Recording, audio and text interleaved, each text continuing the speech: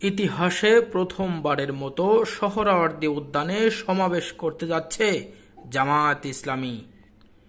পুরানা পল্টন, বাইতুল মোকাররম, পল্টন ময়দানসহ রাজধানীর বিভিন্ন জায়গায় অতীতে অসংখ্য রাজনৈতিক কর্মসূচি করেছে বাংলাদেশ জামায়াতে ইসলামী, কিন্তু ১৯ জুলাই রাজধানীর সোহরাওয়ার্দী উদ্যানে দলটি যে জাতীয় সমাবেশ করতে যাচ্ছে সেটি জামায়াতের জন্য একটু ভিন্ন বা বিশেষ কিছু বলে দলটির সংশ্লিষ্ট নেতারা জানিয়েছেন। তারা জানান, ১৯ জুলাই সোহরাওয়ার্দী উদ্যানে জামায়াত ইসলামের ইতিহাসে প্রথম রাজনৈতিক সমাবেশ হবে। এর আগে জামায়াত কখনো সোহরাওয়ার্দী উদ্যানে দলীয়ভাবে কোনো সমাবেশ করেনি।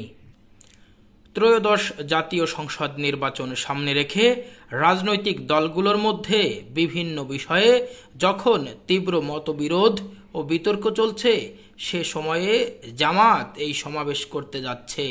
সোহরাওয়ার্দীর এই সমাবেশে জামায়াত স্মরণীয় উপস্থিতি নিশ্চিত করতে চাইছে। ১৯ জুলাই বেলা ২টায় এই সমাবেশ শুরু হবে। ইতিমধ্যে সমাবেশ বাস্তবায়নে দলের আমির সহ শীর্ষ নেতাদের তদারকিতে ঢাকা মহানগর সহ সারা দেশে সাংগঠনিক তৎপরতা চালানো হচ্ছে। জামায়াতের লক্ষ্য নীরবে বড় ধরনের সমাবেশ করে রাজনীতির ময়দানে আলোড়ন সৃষ্টি করা।